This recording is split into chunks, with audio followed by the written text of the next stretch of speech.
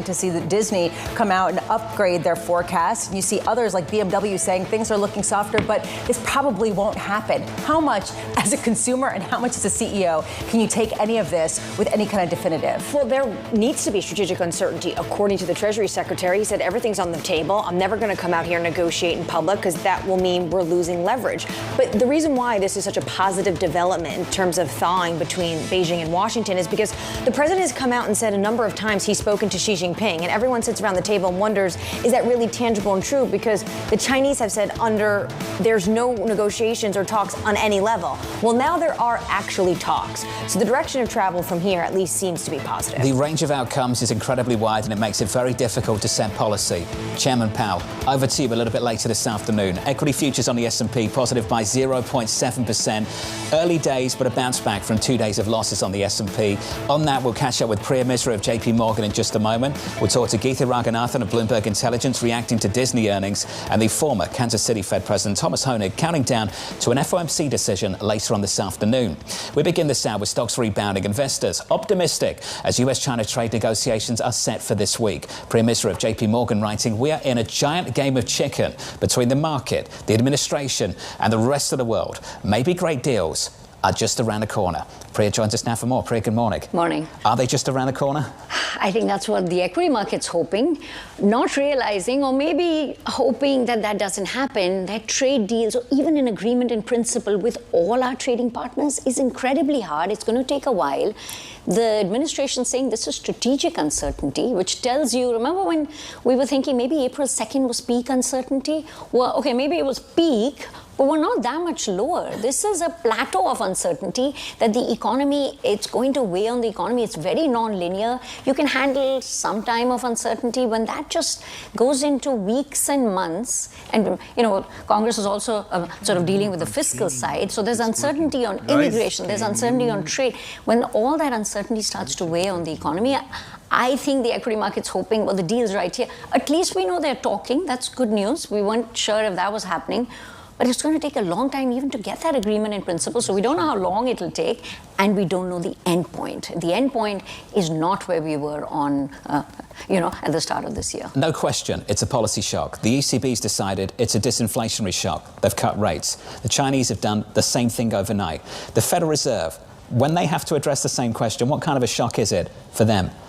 I think Chair Powell's going to have to master the art of saying nothing today. So what kind of shock is a great question. I think it's a supply shock, which is very hard for monetary policy to address. But the Fed really can't commit to it. It might morph. I think it will, from a supply shock to a demand shock. When you get prices going up and the consumer has to pick between dolls or anything else and services, do they cut back on services? The US is a service-led economy, but look at the data right now. If you take a step back, the hard data is okay. Payrolls are strong. Inflation is still above target. So I think and financial conditions have eased in the last month, or at least in the last few weeks. So I think the Fed will say we have no urgency. They've already cut rates. They've taken the preemptive steps. I think people are looking for them to be preemptive. They were already preemptive last year. They've taken rates down. We're at 4.5. They're going to keep inflation is still above target. So I think and what's the policy offset? Do we get a big fiscal stimulus deal? In which case they don't need to address the supply shock. So I think for the Fed, it's trying to, I think clarify the reaction function. That's the most they can do. That look, if the economy slows down, we'll respond. We're not there yet. We're watching, like everyone else, we're watching everything and we'll respond appropriately. The reaction function. This is really interesting to me because right now we don't have a clear sense of what the reaction function is and what data dependency means in a new world where data is incredibly backward looking. And this economy depends on people having $30, not necessarily $2. And when you start to have that come to fruition, how quickly could you see it manifest in the actual hard data as a demand shock rather than the much more quickly moving supply shock that translates into higher inflation that could come as soon as next week? Right. So I think that's the question we're all grappling with. That, we've not seen it in the hard data. How long does it take? I don't think it's that long. I do think it's a little more delayed because we learned from the pandemic. Companies learned from the pandemic. Consumers. I have not done any early shopping, but people have. I think this front loading, you're seeing it in the data. You're seeing it in the trade data. You're seeing it in, companies sort of picking up or piling inventories. So the lag might be a little longer. What I'm watching is what do companies do? Do they pass on that cost?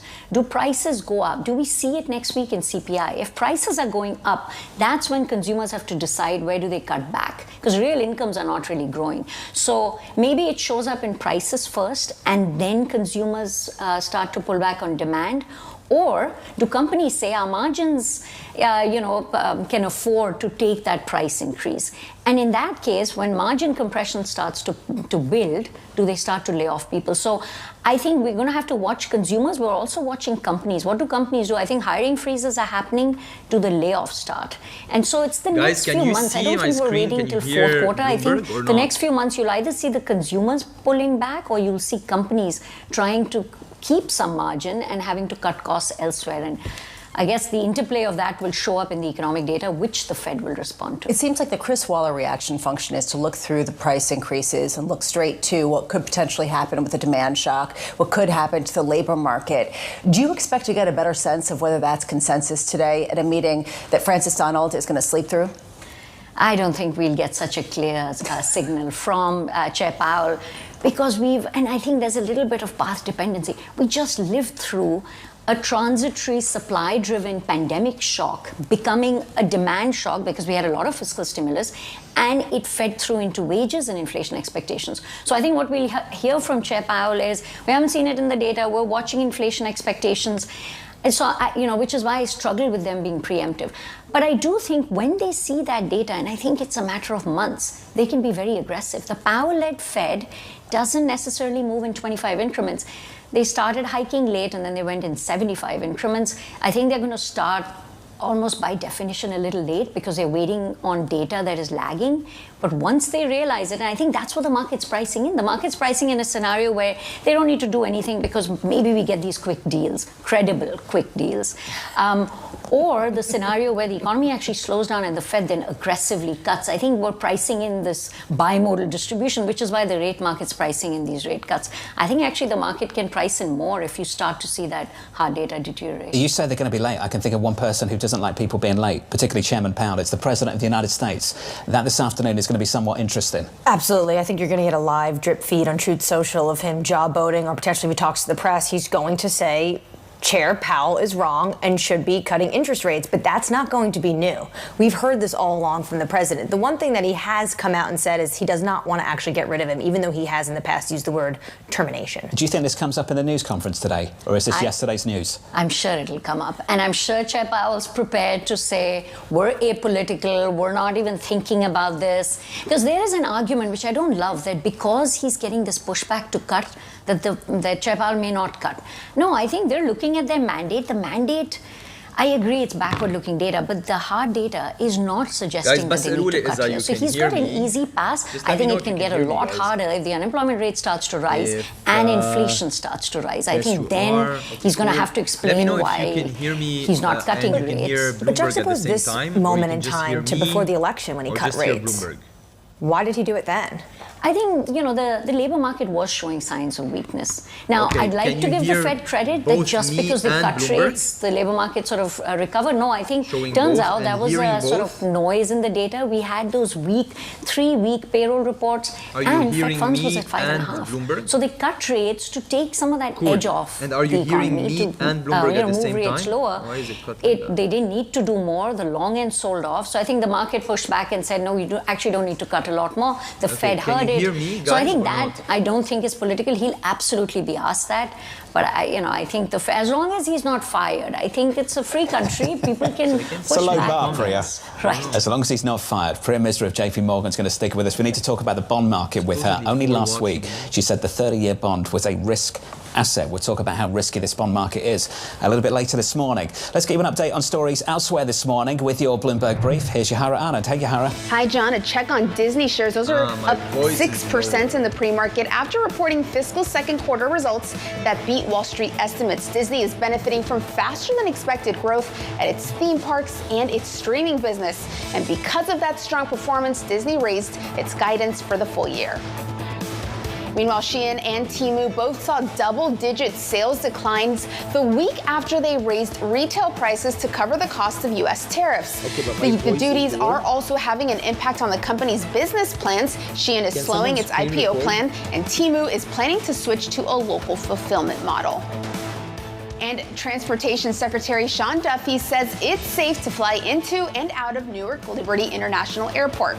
This comes after air traffic controllers lost contact with aircraft for about 90 seconds last Monday. Speaking at the White House, Duffy said the agency will focus on improving traffic at the airport to give travelers more options. That's your Bloomberg Brief. John? There's certain things that you don't want people in government saying, like when they come out and say the financial system is resilient. You know, when the Treasury Secretary has to come out and say those things, Bad news. you should just assume it is already resilient. Correct. I don't want the Transport Secretary telling me that airports are safe. I just want to assume they're already safe. It's not a good position to be in. Especially when it's a regular occurrence that has to come after people are receiving crisis counseling as a response to our safe air traffic control system. Shocking. Absolutely shocking. Up next on the program, the US and China breaking the ice. The world has been coming to the U.S., and China has been the missing piece. This isn't sustainable. As I said before, especially on the Chinese side, we don't want to decouple. What we want is fair trade. Up next on the program, we'll catch up with Bloomberg's Tyler Kendall and get more thoughts from guys, Priya know Misra of JP Morgan on this bond market. Live from New York City this morning. Good morning. Live.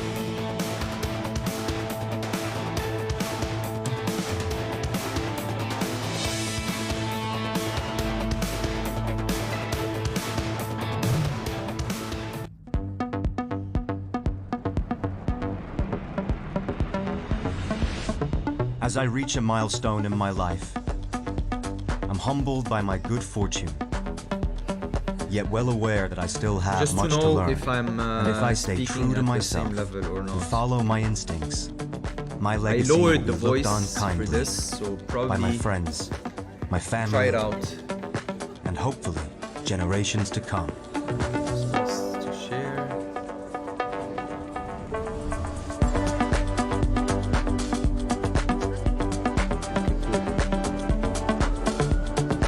Guys, can you write a comment if you're hearing this? One watching. Two watching.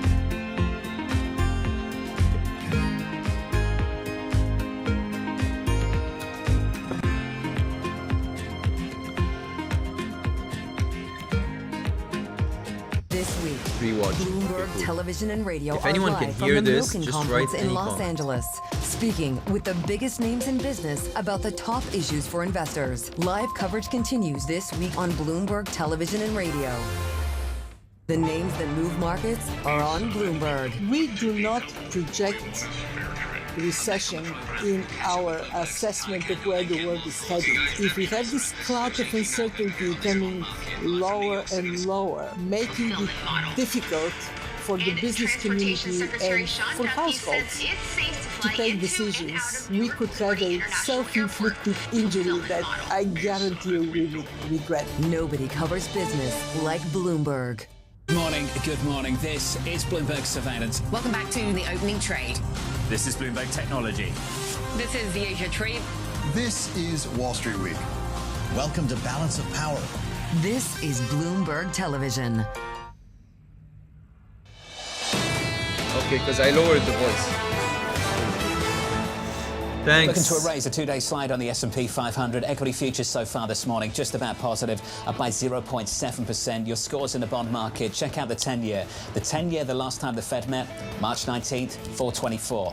Not far off that this morning, 431.40. Yields higher by 2 basis points. No change expected. BNP Paribas, nothing to do. Morgan Stanley's Mike Gapen. The data says the Fed should wait. We mentioned Francis Donald of RBC. Can't remember the last time I spent less time thinking about a Fed decision, so that's your promo for this afternoon. Under surveillance this morning, the US and China breaking the ice. The world has been coming to the U.S., and China has been the missing piece. We have shared interests that the This isn't sustainable, as I said before, especially on the Chinese side. And 145%, 125% is the equivalent of an embargo. We don't want to decouple. What we want is fair trade. So here's the latest this morning. The first confirmed trade talks between the US and China set to happen this weekend in Switzerland. Treasury Secretary Scott Bessent seeking what he calls de-escalation. Joining us now is Tyler Kendall from the nation's capital. Tyler, welcome to the program. Feels like talks about talks. Is it fair to call them talks about talks? Yeah, hey John, I guess that's a good characterization of this because it really is going to be all about de-escalation before they can get into any real contours of a trade deal. And Bloomberg Economics cautions that they don't think meaningful tariff progress is really going to come quickly or easily. Now, of course, the optimistic view would be if both sides lower their tariffs on a reciprocal basis to start to jumpstart these discussions. But ultimately, we know that Beijing has called on the U.S. to remove or at least slash significantly its levies on a unilateral basis. And while President Trump has signaled some willingness to lower tariffs on Chinese imports as the current situation amounts to a trade embargo, ultimately we know that this White House would like to see China de-escalate first. That could potentially look like China pledging to boost U.S. imports, perhaps resurrecting some of those purchase agreements under the Phase 1 China trade deal, maybe even perhaps tightening controls when it comes to fentanyl flows, loosening curbs when it comes to critical minerals, things like that. But at this point, it really does remain to be seen what the U.S. needs to see in order to move forward here to those official talks. And officials tell us that's by design, as Treasury Secretary Scott Bessent really contends it's all about strategic uncertainty. But John, to be sure, the other side of this, of course, is that President Trump has threatened that he'll just set a rate and walk away from the table if he doesn't like how negotiations are going. Perhaps we got Beijing's response to that in a statement this morning from its Commerce Ministry, saying that they hope that the U.S. will engage here with sincerity and move ahead with what they called equal consultation. Tyler, what do we expect from the Treasury Secretary today? He's going to be back on Capitol Hill yet again, but now with some fresh news behind him. Yeah, no doubt. And no doubt that these lawmakers are going to also want to take a fresh swing at this administration's policies as we do get this update about trade negotiations. Now, he did tell lawmakers yesterday, laid out some goals here, saying that he hopes that about 80 to 90% of our top 15 trading partners will see trade deals by the end of this year. So that was sort of a new timeline that we hadn't heard before. So perhaps we could get even some more concrete details as this administration contends that we could see agreements as soon as this week. The second part of this, though, of course, is going to be about the tax agenda and reconciliation. He's going to be talking to these lawmakers. One of those themes that we are watching closely is whether or not we get any update when it comes to the X date. Treasury Secretary Bessent has said that that updated number is forthcoming, but that they're still working through those April tax receipts. But that's going to be absolutely critical, as you know, Anne Marie. That will likely serve as that hard deadline for lawmakers to get that reconciliation package through that this White House is banking on. Tyler, thank you for the update. Tyler Kendall down in Washington, D.C. Priya Misra of J.P. Morgan still with us. Priya, let's build on some of this and unpack it. So on March 19th, we closed around 424 on 10s. This morning, we're around 424 on 10s, despite the fact we had a major policy shock down in Washington, D.C. You know where this is going. Number one question for portfolio managers right now. For anyone who's cross-asset, is the long bond going to provide me some comfort if things go wrong with the economy? I'm not sure about the long bond. I think the long bond has supply-demand for treasuries as much as the economic fundamentals of where Fed policy is going to be. The 5-year, absolutely. We've been adding any backup in interest rates. We've been adding to the 5-year. Concerns around deleveraging, we've been adding to the 5-year because that's much more levered to essentially Fed cuts and that end point. So we don't have to have necessarily a view, do they start cutting in July or September? What's the end point? I think it's going to be below that 3%. So the 5-year, I think, does provide you that hedge. I think it's a true hedge. The long end, now we're talking about supply, demand, what's the end goal of tariffs? Is it to remove the trade deficit? If it is to remove the trade deficit, the rest of the world doesn't need to hold as much in treasuries. I don't think that's the end goal, but I think the long end has a lot more supply demand. We're also talking about this reconciliation package. It's very hard to get the Medicaid cuts in there. So if Congress doesn't end up doing the cuts, but still manages to do all these tax cuts, beyond the extension, I think that's going to put pressure on the long end. If we have a politicized Fed at some point, inflation risk premiums can rise. So I think there's a lot more going on with the long end. I would stay away from the long end. We like curve steepness, but I think that 0 to 5 is still rock solid. What has changed in the past month, or really since the last Fed meeting, that makes you that much less positive on the long end of the yield curve? April 2nd. Right, but what about it? So I think the idea, and I think you all have talked about it, which I think was a great way of saying, is this a shock to the cycle or the system? And is this like a change in the US-led world order, trading order, economic order? I mean, trade is a lot of us have been talking about trade. The flip side of trade is that the rest of the world buys US assets. And if we're trying to reduce the trade deficit, it means that the net international capital position of the US is going to change. If the rest of the world doesn't need to own as much in US assets, cost of capital is going to go up. It's not just for companies and consumers, for the US government. And at the same time, what are we getting in terms of on the fiscal side? If we were getting significant fiscal retrenchment, I would have said, okay, demand's less, supply is going to be less too. We're not really seeing that. Now, the tax bill is being talked about. So I think April 2nd, I don't view that as necessarily just a negotiating chip and, we'll just get better fair trade deals and we'll go back to where we were at the start of this year. I think the administration's trying, and I think the damage is already being done. The rest of the world now sees the US not necessarily as a very credible trading partner. And therefore, should capital come back to the US, I think we have to do a lot of work to attract that capital back. Priya, when it comes to the tax bill, does the Fed need to cut if we get all the sweeteners the president has promised? Not necessarily, but do we get that? And I think that's why the Fed, and I hope Chair Powell's asked about that how does the tax deal, it's another form of uncertainty. They did see, what resulted in inflation becoming entrenched, I think part of it was fiscal, right after the pandemic. So if we get significant fiscal stimulus that can offset tariffs, the Fed can step back. I don't think we're going to get that, and the Fed will realize it, and then they'll have to cut more aggressively. But we don't know, and they don't know, and so they're just going to try and say nothing for an hour, which is going to be quite. It's going to be fun, right? Isn't it? Live on Bloomberg TV later on this afternoon. I'm pleased you keep going back to this framework. Is it a cyclical level shock, a cycle level shock, or a system level shock? I think it's really, really important. I don't know. I don't know how great the appetite is in Washington, D.C.